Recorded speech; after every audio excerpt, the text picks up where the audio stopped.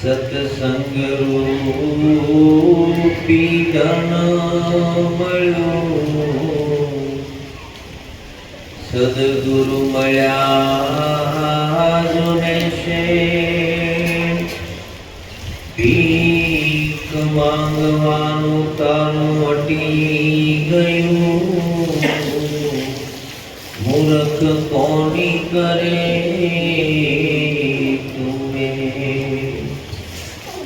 નિજ સ્વરૂપ જાણ્યા વિના, પામ્યો દુઃખ અનંત, સમજાવ્યું તે શરણે નમો, સદગુરુ શ્રી ભગવન સદગુરુ મહારાજ.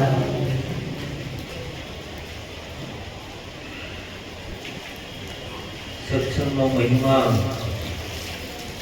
સંતોએ ખૂબ વર્ણવેલો છે. સત્સંગ વિના મન સમજે નહીં, સુરતા ભલે નિગમ પર જાય. સત્સંગ દ્વારા મનને બનાવી શકાય છે. સત્સંગ દ્વારા મનને સત્યના રાહ ઉપર લાવી શકાય. સત્સંગ એટલે જે સત્ય છે એનો સંગ. સત્સંગ જીવનની અંદર એકવાર થાય.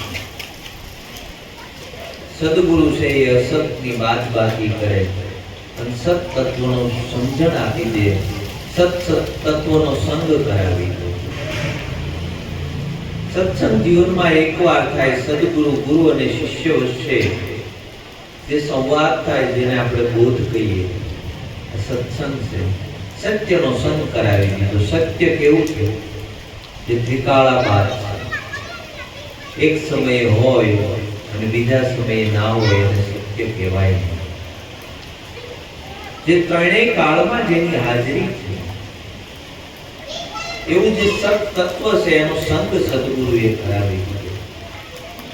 એ સત્સંગ છે. આપણે બધા ભેગા થયા છીએ તો આ સમાગમ છે. આ સમાગમ દ્વારા આપણી કાંઈ પણ ભૂલ હોય તો ભૂલ એમાં ભાંગે. આ સમાગમ દ્વારા સંતો આપણને ગતિ આપે. સમાગમ દ્વારા જીવન આપણું ઉર્ધ્વ ગતિમાં જાય, જે આપણું જીવન અધોગતિના પંથે જાય છે. નિત્ય સમાગમ કરવામાં આવે તો આ જે પથ્થર જેવું આપણું મન છે, આ મન ઉપર કાપા પડે. નિત્ય અને સત્સંગનો ઘસારો દેવાય તો નિત્ય સત્સંગ દ્વારા પથ્થર જેવું આપણું મન છે એની ઉપર કાપા પડે. પાણી શેરડે બેનો પાણી ભરવા જાય અને ત્યાં સીસણ હોય, ડોલ હોય, એ કાયમ માટે પાણી ત્યાંથી સીસવામાં આવે. હવે એ સીસણ છે એ સૂતરના દાંતડાનું છે અને કાળમીંડ પથ્થર હોય એની અંદર એ કાપા પાડી દે છે. કારણ કે કાયમ એનો ઘસારો થાય છે તો એ કાળમીંડ પથ્થર છે એની અંદર પણ કાપા પડી જાય. આપણું મન છે એ કાળમીંડ પથ્થર જેવું છે, પણ સત્સંગ દ્વારા મન સમજે એવું છે. સત્સંગ વિના મન સમજે નહીં. સત્સંગ મળે એટલે ધીરે ધીરે ધીરે ધીરે ધીરે ધીરે આ મનને ગતિ મળે. ધીરે ધીરે સદગતિના માર્ગે સત તરફ એ મનનું દિશા ફરે, સત તરફ એની દિશા જાય. નકર અસતમાં આપણી વૃત્તિઓ ફરે છે, અસતમાં આપણું મન ફરે છે. કારણ કે મન આપણું એવું છે જ્યાં ઢળાણ વાળો રસ્તો હોય ત્યાં તરત વહી જાય. એને સડાણ ગમતું નથી, એને ઢળાણ ગમે છે. એટલે જ્યાં ઢાળ આવે ત્યાં ઢળી જાય છે. એટલે જોઈએ છીએ આપણે કે આપણને સદગુરુએ સમજણ આપવા માટે ખૂબ પ્રયત્ન કર્યા. રાત દિવસ આપણને સમજાવે છે કે તું સત્સંગ કર, બરોબર, તું સત્યના રાહ ઉપર ચાલ. આના માટે ખૂબ સંતો રાત દિવસ મહેનત કરે છે. પણ જેને અસતના રસ્તે જવું છે એને મહેનત કરવી પડે. એને મહેનત એને શીખવાડવું ન પડે. આપણે દીકરાને સારો માણસ બનતા શીખવાડવું પડે. પ્રત્યેક પિતા માતા પિતા હોય એ દીકરાને સારો માણસ બનવા માટે રાત દિવસ એને શિખામણ આપે, રાત દિવસ એને શીખવે કે જો બેટા આ રીતે ચલાય, આ અસતનું ના લેવાય, નીતિ પ્રમાણે ચલાય. કેટલા કેટલા આપણે ઉપદેશો આપીએ, પણ અસતના માર્ગે જવા માટે કોઈ પિતા માતા પિતા કહેતા હશે કે અસતના માર્ગે જાતું? અસતના માર્ગે ઓટોમેટિક વહી જાય છે. અંધારું આપણા જીવનમાં છે, અંધારું લાવવા માટે કંઈ કરવાનું નથી, પણ અંજવાળું લાવવા માટે ઘણું બધું કરવું પડે. અંજવાળું લાવવા માટે કોડિયું જોવે, એમાં દિવેલ જોવે, એમાં વાટ જોવે, અને એમાં એક આપણે પ્રકાશ આપણે કરીએ ત્યારે એ દીવો થાય, ત્યારે એમાં અંજવાળું આવે. અને અંજવાળું ઠરતા વાર ન લાગે. અંધકારને જે અંજવાળું આપણા જીવનમાં થયું હોય, એક ફૂટ લાગે કે અંજવાળું ઠરી જાય. અને અંધકાર તો અંજવાળું જાય એટલે અંધકાર તો ઉભો જ છે. અંધકાર માટે આપણે કઈ કરવું પડતું નથી. એમ આપણું જીવન છે ને અધોગતિ માટે તો ઊભું જ છે. સદગતિ માટે આ સંતોનો સંગ જરૂરી છે. જો સદગતિમાં જીવનને લઈ જવું હોય તો સંતોના સંગની જરૂર છે. કારણ કે સંતોએ સંગત ઉપર ખૂબ ભાર દીધો. સંગ તો સાચાનો કરીએ, તરે અને તારે સત્સંગ લઈ જાશે પ્રભુના દ્વારે. પાણીની તો કિંમત નહોતી, જોયું મેં જાગીને જ્યારે, પણ દૂધ કેરો સંગ કીધો કિંમત થઈ ત્યારે. લોટું લઈને દરિયે નાખ્યું, જઈને એ તળિયે બેઠું, પણ લાકડાનો સંગ કીધો કિંમત થઈ ત્યારે. પાણીની કિંમત ન હોય, આપણે કોઈ પણ ઘરે જઈને ગ્લાસ માંગીએ તો પાણી આપી દે આપણે, પણ કોઈના ઘરે જઈને કીધું હોય દૂધ આપો, દૂધ ન મળે, કારણ કે દૂધની કિંમત છે. પણ એનું એ દૂધ છે, એ દૂધની અંદર પાણી ભળી જાય તો દૂધના ભાવે વેચાઈ જાય. ઘણું બધું દૂધ હોય એની અંદર થોડું પાણી ભળી જાય તો એ દૂધના ભાવે વેચાઈ જાય, કારણ કે એને સંગ કોનો કર્યો? સારાનો સંગ કર્યો, એટલે એ સારા ભાવે વેચાઈ ગયો. એમ આપણે જો સત્પુરુષોનો સંગ કરીએ અને સત્પુરુષનો નિત્ય આપણો ઘસારો હોય તો આપણી પણ કિંમત થાય. નકર આપણને કોઈ બોલાવવાય રાજી નથી. પણ આ તો સદગુરુની કૃપા છે કે એનો સંગ થયો, એનો સંગ થયો એટલે આ રંગ લાગ્યો નથી, આપણને બધા બોલાવે. નકર સદગુરુની કૃપા છે, સદગુરુનો સંગ થયો એટલે આ જીવનમાં રંગ લાગ્યો. લોટું લઈને કે દરિયે નાખ્યું, જેમ તળિયે લોખંડની નાની એવી ખીલી હોય એને તમે પાણીમાં નાખો એટલે સીધી તળિયે વહી જાય. પણ એનું લોખંડ છે એને લાકડાનો ત્રાપો બનાવીને એની ઉપર જો મઢવામાં આવે તો મોટું જબરજસ્ત થઈને દરિયાની ઉપર કરે. કારણ કે એને સંગ કોનો કર્યો? લાકડાનો સંગ કર્યો. લાકડાનો સંગ કર્યો ને ત્યારે તરે અને તારે. લાકડાનો સંગ કર્યો એને, એટલે પછી ગમે એટલું હજારો ટન લોઢું હોય ને તો તે લાકડાનો સંગ છે એટલે તરી જાય. એમ આપણું મન છે ને લોઢા જેવું છે, પણ જો આ સત તત્વ છે, આ સત છે, એનો જો સંગ થઈ જાય તો આ મન છે ને આ આદિ વ્યાધિ ઉપાધિ આ સંસારની અંદરથી આ મન તરી જાય. આ મન નથી તરતો એનું કારણ એક જ છે કે એને અસતનો સંગ લાગ્યો, સતનો સંગ લાગ્યો નથી. સદગુરુ મળ્યા એટલે એનો સતનો સંગ કરાયો. કારણ કે એ દેશ એવો છે ને, એ દેશની અંદર જાય ને એટલે સતનો સંગ થાય. કોઈ આવો સંતો અમારા દેશમાં જ્યાં મોહન મેળા થાય, કાળ ગતિ કરી શકે નહીં, સત ભાળી શરમાય. કોઈ આવો સંતો અમારા દેશમાં જ્યાં મોહન મેળા થાય. સંતો કહેશે કોઈ આવો અમારા દેશમાં. કયા દેશમાં? આ સત્સંગ દેશ છે, બરોબર છે. આ સત્યના દેશની અંદર કોઈ આવો કે જ્યાં મોહનનો મેળ થઈ જાય, જ્યાં પરમાત્મા સાથે તમારું મિલન થઈ જાય. કારણ કે આજ સુધી આપણને એમ જ હતું પરમાત્મા આપણાથી જુદો છે. પરમાત્મા આપણાથી જુદો નથી, પરમાત્મા આપણી ભેગો જ છે. પણ એના દેશમાં જાય ત્યારે ખબર પડી જાય ઓ ત્યાં તો મોહનનો મેળ થઈ જાય. કાળ ગતિ કરી શકે નહીં, સત ભાળે અને શરમાય. જો સત તત્વ આવ્યું ને એટલે ત્યાં પછી કાળ ગતિ કરી શકતો નથી, કારણ કે એ ત્રિકાળા બાદ છે. કાળ પણ જેને લઈ જઈ શકે નહીં. કાળ લઈ જાય છે કે કોને લઈ જાય છે એ આપણને ખબર પડી જાય. ઓ મને કાળ અડી શકે એમ નથી, કાળ ત્યાં ગતિ કરી શકે નહીં. વિઘન રહે સૌ વેગળા, દુર્મતિ દૂર થાય. આવો સંતો અમારા દેશમાં જ્યાં મોહન મેળા થાય. વિઘન રહે વેગળા, પછી કોઈ વિઘન આવે નહીં. આપણને વિઘન આવ્યા જ કરે છે, આવ્યા જ કરે છે. એનું કારણ શું છે ખબર? વિઘન આવે છે તો એ આ બધું તમારી અંદર કોઈ વિઘન આવતું નથી. આ ઉપરના તર ઉપર બધા વિઘનો આવે છે એ આપણે ધારણ કરી લઈએ. પણ સંતો કે જ્યારે તું તને ઓળખી લે અને જ્યારે આ મોહનનો જો તને મેળ થઈ જાય, એ મોહનમાં જો તારી સુરતા વહી જાય તો પછી વિઘન વેગળા, પછી વિઘન તારી પાસે આવી શકે નહીં. આપણે શું છે ખબર છે? સત્સંગ કરીએ ને તો સત્સંગ કરીએ તો એ અંદરથી એવી ઓલું હોય કે સત્સંગ કરીએ એટલે વિઘન નો આવે. આપણે સત્સંગ કરીએ ને એટલે આપણને ક્યાંય દુઃખ ન થાય. સત્સંગ કરીએ એટલે આપણને કોઈ પીડા ન થાય, એવું ન હોય. એ તો આપણા જે પ્રારબ્ધમાં લખ્યું છે એ પ્રારબ્ધ પ્રમાણે તો થવાનું જ છે. બધા કે પરમાત્માનું ભજન કરીએ તો આ બધું ન થાય, એવું નથી.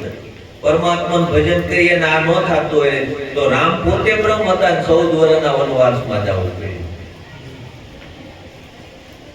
14 વર્ષનો વનવાસ આવ્યો. સત્સંગ કરવાથી કે આપણા જીવનમાં કોઈ વિટમણાઓ ન આવે, આપણા જીવનમાં કોઈ દુઃખ ન આવે, એવું ન હોય. વિઘન આવે પણ ખબર પડી જાય ને વિઘન ક્યાં આવ્યું. મારી અંદર વિઘન છે નહીં, કારણ કે પોતાનું સ્વરૂપ એવું છે કે ત્યાં વિઘન અડી શકે નહીં. એવું સ્વરૂપ સદગુરુ ઓળખાવે ત્યારે ખબર પડે કે આ ઉપરના તલ ઉપર બધું થયા કરે છે પણ મારામાં કાંઈ બન્યું નથી. પોતે એનાથી ન્યારો થાય, દુર્મતિ દૂર થાય. કારણ કે દુર્મતિ નામ બુદ્ધિ, આપણી બુદ્ધિ જે દૂર દૂર પરમાત્માને ગોતે છે ને, એ દુર્મતિ જે છે ને એ આપણી દૂર થઈ જાય. આપણે દૂર દૂર પરમાત્માને ગોતીએ છીએ. હકીકત પરમાત્માને ગોતવાનો નથી, પરમાત્મા છે. પરમાત્મા પ્રગટ છે. પરમાત્મા વિનાની કોઈ જગ્યા ખાલી નથી, પણ આપણી દ્રષ્ટિમાં નથી આવતો કારણ કે આપણે એને દૂર દૂર ગોત્યા કરીએ છીએ. દ્વૈતપણામાં ગોતીએ છીએ. અદ્વૈત જીવન થાતું નથી. આ સુરતા અદ્વૈતમાં જાતી નથી. જો અદ્વૈતમાં જાય તો એક થઈ જાય. સદગુરુએ આ એક કરાવી દીધું. પરમાત્મા આપણાથી જુદો નથી. આખું જગત પરમાત્માને ગોતે. હું કરીએ તો પરમાત્મા મળે, હું કરીએ તો પરમાત્મા મળે. સંતો કે કાંઈ નો કરીને પરમાત્મા મળે. કારણ કે મળેલો છે, મેળવવાનો હોય તે આપણાથી જુદો નથી, આપણી ભેગો છે. આ તો સદગુરુ મળે ને ત્યારે એ શાન કરે, શાન કરે ને શાનમાં આપણને ભાન. આમના આપ બળે ગોતવા જાય તો મેળ પડે નહીં. છૂટવાનો ઉધમ કરે તેમ તેમ જીવ બમણો બંધાય, પણ આપ બળે છૂટે નહીં, છોડાવે સદગુરુ રાય. કારણ કે જેમ જેમ છૂટવાનો પ્રયત્ન કરતો જાય ને એમ એમ આ વધારે બંધાતો જાય, વધારે બંધાતો જાય. પણ આપ બળે છૂટે નહીં, છોડાવે સદગુરુ રાય. સદગુરુ મળે એમ જો શાન કરી દે તો સહેજમાં છૂટી જાય, સહેજમાં આમાંથી મુક્ત થઈ જાય. પરમાત્માને ગોતવાનો નથી. કબીર સાહેબને આ અનુભવ થયો ને એટલે કબીર સાહેબે લખ્યું, પાણી में बिन प्यासी मुझे देखत आवे हासी, आत्म ज्ञान विना नर अंधा, भटके मथुरा काशी, पानी में बिन प्यासी मुझे देखत आवे हासी. પાણીની અંદર માછલું છે પાછું તરસ્યું છે. પાણીની અંદર માછલું રહે છે પાછું તરસ્યું છે. હવે એને પાણી કોણ બતાવે? એમ આપણી હાલત એવી થઈ છે, આપણે પરમાત્મામાં રહીએ છીએ અને પરમાત્માને ગોતીએ છીએ. જો એને માછલીની વાત નથી કરી, આપણી વાત કરી છે કે આપણે પરમાત્મામાં રહીએ છીએ અને પાછા પરમાત્માને ગોતીએ છીએ. છે પ્રગટ પરમાત્મા છે. પરમાત્મા વિનાની કોઈ જગ્યા ખાલી નથી. તો કૃષ્ણનું ગીતામાં કીધું એ ખોટું પડે. અણુ મેરુ સ્થાવર જંગમ સબર મારા વિનાની કોઈ જગ્યા ખાલી નથી. હું આવતો નથી, હું જાતો નથી, હું જન્મતો નથી, મરતો નથી. શસ્ત્ર મને કાપી શકે નહીં, પાણી મને ભીજવી શકે નહીં, અગ્નિ મને બાળી શકે નહીં, પવન મને સૂકવી શકે નહીં, હું અજન્મા છું. તો આપણે પ્રશ્ન તો થવો જોઈએ કે મથુરાની જેલમાં જન્મો તો એ કોણ હતો? મથુરાની જેલમાં જન્મો અને પ્રાચીના પીપળે જરા નામના પારધીએ બાણ માર્યું અને પડી ગયો દેહ, ઈ કોણ હતો? ને અહીંયા કે છે અર્જુનને હું જન્મતો મરતો નથી. જો પ્રશ્ન થાય તો વિચાર આવે તો પોતાની ખોજ ચાલુ થાય. નકર આપણી ખોજ ચાલુ થાય. આપણી ખોજ નથી થતી ને એનું કારણ એ જ છે કે આપણે ક્યારેય વિચાર જ નથી આવતો. આપણે ક્યારેય વિચાર નથી આવતો કે આપણા શાસ્ત્રો એટલું પોકારી કહે છે અને છતાં મને કેમ આમાં કઈ ખબર પડતી નથી? મને કેમ એવો પ્રશ્ન થતો નથી કે અહીંયા કૃષ્ણ આમ કહે છે અને આપણે જોઈએ છીએ એમાં તો આવું છે? તો આપણી ખોજ ચાલુ થાય. અને ખોજ ચાલુ થાય તો મળે. કારણ કે ગોતવાથી આપણે મહેનત કરીએ તો કે બધું મળે. તો ગોતવાથી પરમાત્મા મળે. સંતોએ કીધું પણ એવી તલબ હોવી જોઈએ. કેવી તલબ હોય? વિવેકાનંદ આવી તલબ હોય. વિવેકાનંદ ક્યાંય પણ સત્સંગમાં જાય એટલે 10-15 મિનિટ સત્સંગ સાંભળે અને સત્સંગ જે કરતા હોય વ્યાસપીઠ ઉપર જે બેઠા હોય એને પ્રશ્ન કરે કે તમે જે પરમાત્માની વાત કરો છો એ પરમાત્માને તમે ઓળખો છો? એટલે સામે તો ખાલી બોલવાનું જ હોય છે, અનુભવ હોતો નથી. એટલે કે ભાઈ તરત ત્યાં બોલતી બંધ થઈ જાય એટલે ત્યાંથી વિવેકાનંદ નીકળી જાય.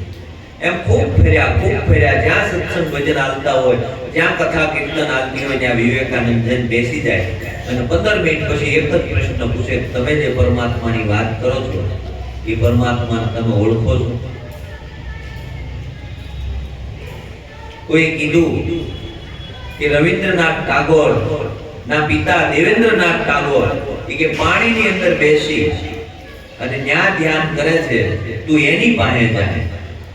હવે પાણીની અંદર નહીં, શિયાળાની કડકડતી ઠંડી એની અંદર એને ઝંપલાવ્યું અને ગયા ત્યાં ગયા એટલે દેવેન્દ્રનાથ કે કેમ બેટા અત્યારે અહીંયા આ ઠંડીમાં?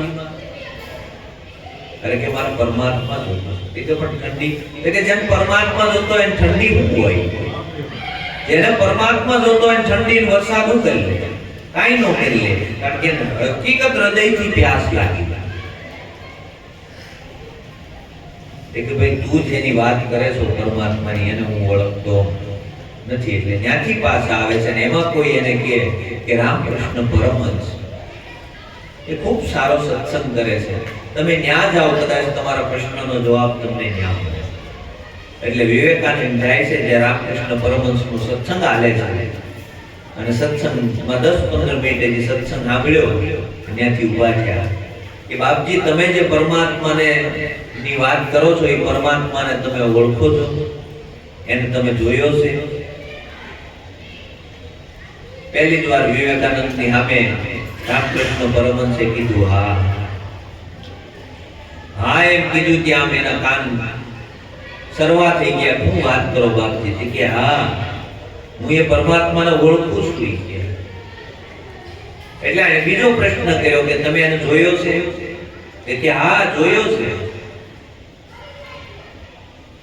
કે બાપજી કેવી રીતે જોયો છે? કે તને જોઉં છું ને એમ જ જોયો છે. અને તને જેમ જોઉં છું ને એમ જ જોયો છે. અરે કે હું કરો હું કયો બાપજી? કે હા એમ જ મેં પરમાત્માને જોયો છે. અરે કે જોયો નહીં પણ તારું સરનામું આપ ને તો તારા ઘરે વતન મોકલી દઉં. હવે આમ વાત કરીએ એટલે વિવેકાનંદને અંદરથી એમ થયું ઓહો પરમાત્માને મારા ઘરે મોકલી દે. એટલે વિવેકાનંદ ભણેલા હતા, એને પોતાના ઘરનું સરનામું લખી દીધું. સરનામું લખીને આપ્યું એટલે કે આ મારું સરનામું બાપજી. રામકૃષ્ણ પરમહંસ કે આ તો તારા ઘરનું સરનામું છે, તારું સરનામું આપ. તારું સરનામું આપ કે તું કોણ છો? અને વિવેકાનંદ કે બાપજી હું કોણ છું એ મને જાણતો નથી. જો આપણે આખા જગતને ઓળખીએ છીએ પણ પોતાને ઓળખતા નથી. બરોબર છે, આપણે કાંઈ પણ ફોટો જોયો જેમ કે આને રામ કહેવાય, બરોબર છે, આને કૃષ્ણ કહેવાય, બરોબર, કુટુંબ, કબીલા, પરિવાર બધાને આપણે ઓળખીએ, પણ કોઈએ એમ કીધું હોય કે આમાં તમે કોણ છો તો એ ખબર નથી. આજે તમે છે ને એ મોટા મોટું અંધારું છે. જો આ અંધારું મટી જાય તો સૂર્ય ઉગી જાય, પણ આ અંધારું મટતું નથી. આ તમેને ઓળખાવવા માટે સદગુરુની જરૂર પડે. સંતોએ ક્યાંય નથી લખ્યું કે રામને ઓળખ્યા વિના કે કૃષ્ણને ઓળખ્યા વિના.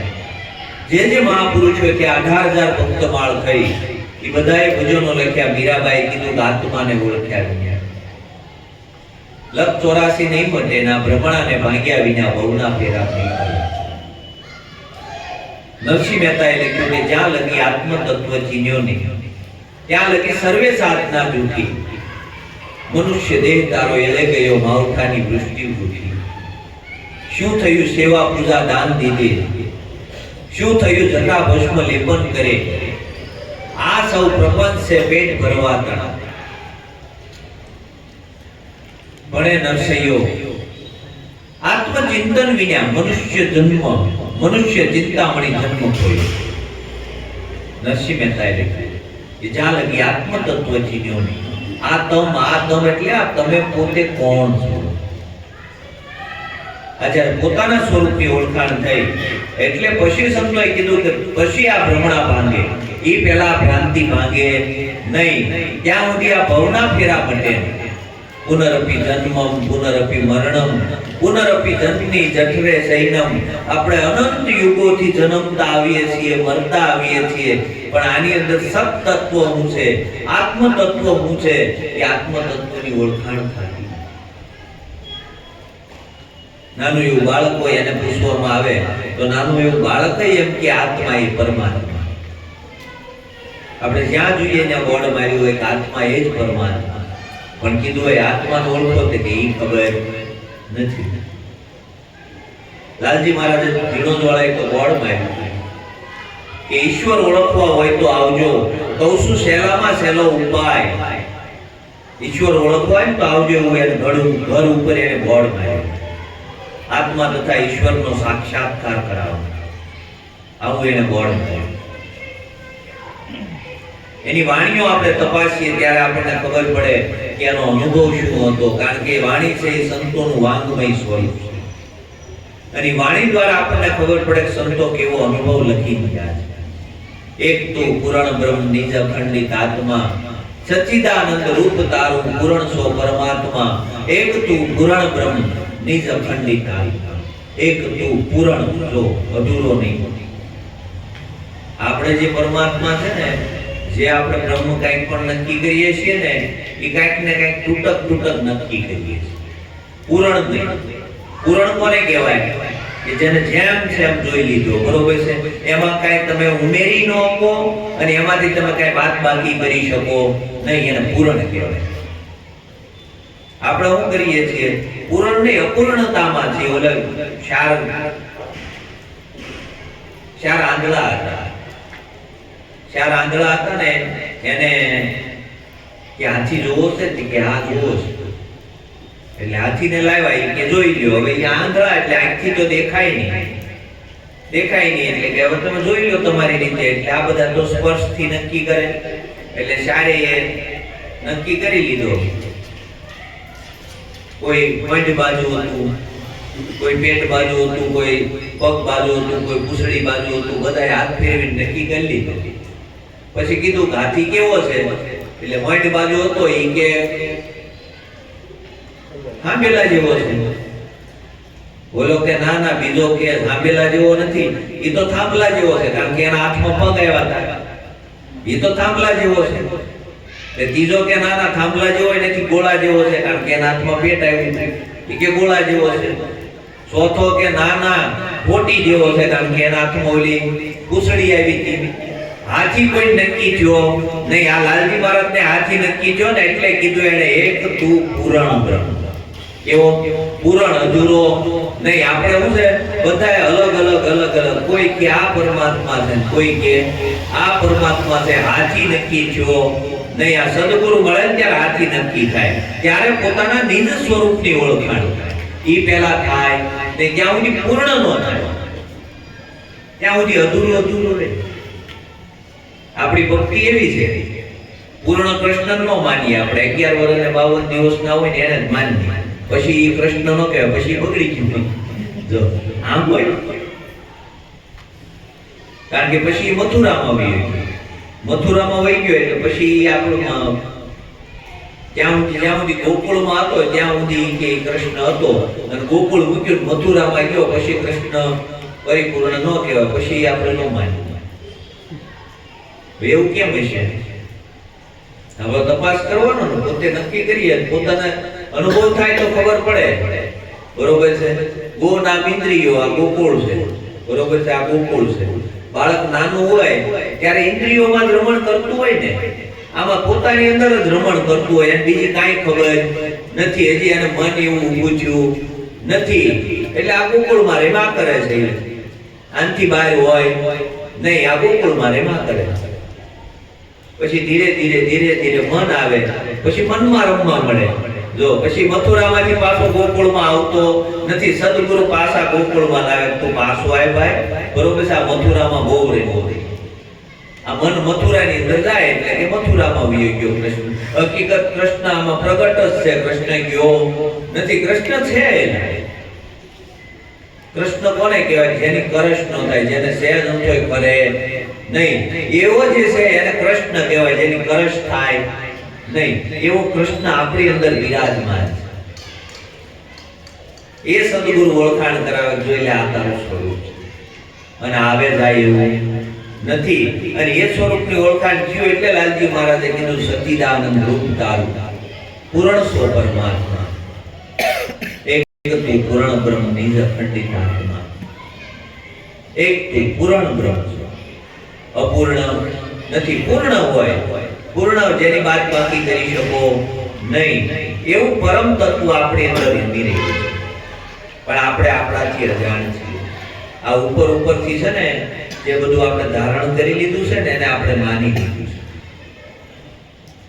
તેલનો ડબ્બો હોય, તેલનો ડબ્બો, એ તેલના ડબ્બાની ઉપર લખ્યું હોય કે વિમલનો કે રાજહંસનો કે એવું લખ્યું હોય, પણ તેલ ઉપર લખેલું હોય નહીં. એમ આપણે આ બધા ડબ્બા છે ને, આ બધા ડબ્બાના નામ પડ્યા એટલે એ નામને આપણે ધારણ કરી લીધા છે, પણ અંદર જે તેલ છે એનું કોઈ નામ છે નહીં. બરોબર છે? તેલ ઉપર લખેલું ન હોય તેલ, અથવા ગુલાબ સાહેબ કે રાજહંસ કે એવું કાંઈ લખ્યું હોય નહીં, તેલ ઉપર કાંઈ લખેલું નહીં. ઉપર ડબ્બા ઉપર બધું લખ્યું છે. આ ડબ્બાના બધા લેબલ છે. આ જે કાંઈ આ આપણા લેબલ, આ ધર્મેશભાઈ ઈ કાંઈ લેબલ છે ને, ડબ્બાના લેબલ છે. તેલમાં કોઈ લેબલ હોય નહીં. આપણે એમ કે ડબ્બો 3500 રૂપિયાનો છે, 3500 રૂપિયાનો ડબ્બો આવે, અંદર તેલ લઈ લો, ડબ્બો કેટલાનો? અંદર તેલ લઈ લો, ડબ્બો 15 ને 20 રૂપિયા બેને ભંગારમાં આપી દે, આપણો પાળી દે.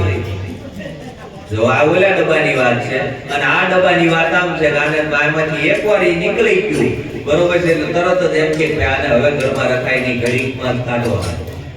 રામ બોલો ભાઈ રામ. બરોબર છે? કારણ કે અંદરથી તેલ તત્વ હતું, એ નીકળી ગયું. કિંમત તેલની હતી ને આપણે શું કહીએ ડબ્બો, ડબ્બાની કિંમત 3500 રૂપિયાનો ડબ્બો છે.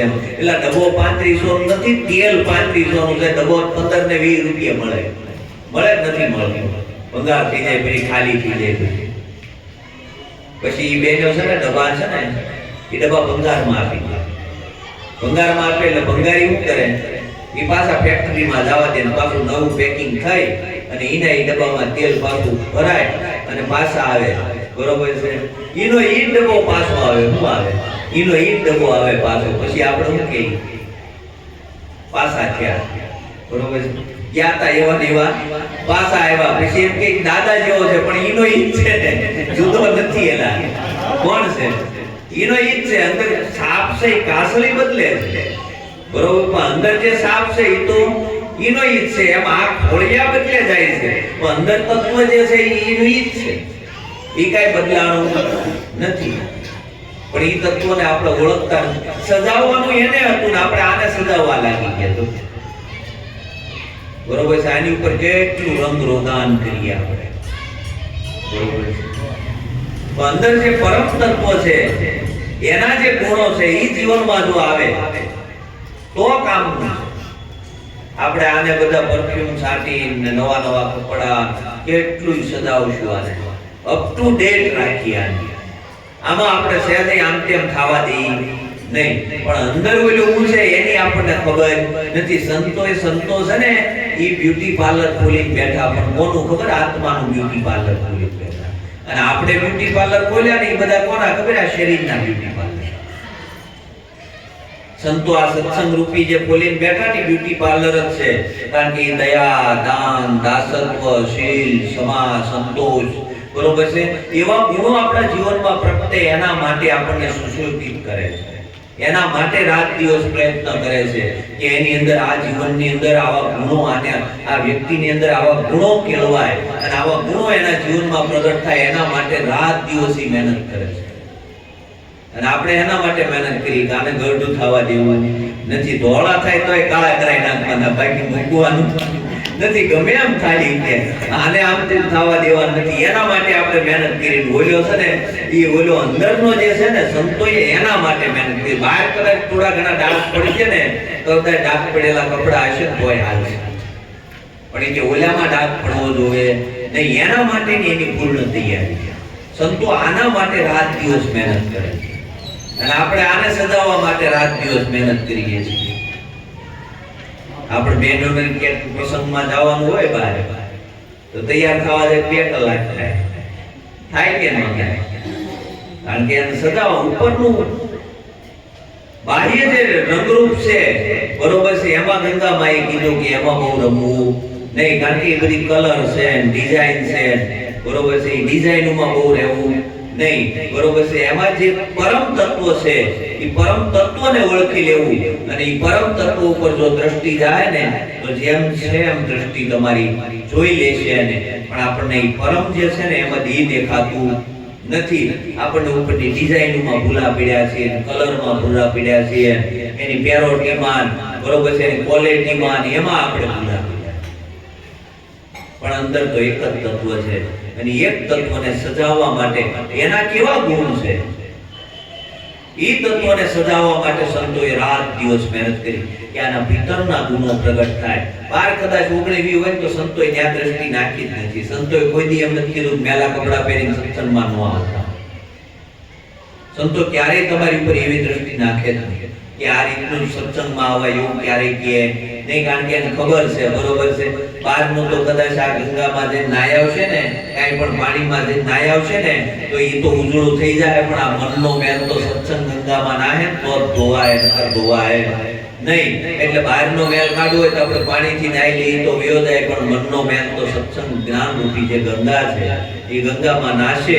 અને આયા આવીને 2 કલાક બેસે ને તોય એનો મેલ ઘણો ખરો સાફ થાશે. એટલે સંતોએ ખૂબ સત્સંગનો મહિમા ગાયો છે અને આ સત્સંગ દ્વારા આપણું જીવન જો ધીરે ધીરે ઉર્ધ્વગામી થાય તો આપણા જીવનનું કલ્યાણ થશે. બાકી ધીરે ધીરે જો આપણું જીવન અધોગતિમાં ગયું તો પછી આપણને કોઈ બચાવી શકે એમ નથી. કારણ કે સદગુરુ એક એવો તારણહાર છે કે એને આપણને આમાંથી છોડાવી અને ઉર્ધ્વગામી આપણી સુરતાને બનાવી છે અને આપણી સુરતા એમાં હવે લાગી છે. તો આપણું જીવન ધીરે ધીરે ઉત્તરોત્તર એની અંદર આગળ વધે અને આપણા જીવનમાં પ્રકાશ થાય એના માટે આપણે મહેનત કરવાની છે. સદગુરુ મહારાજ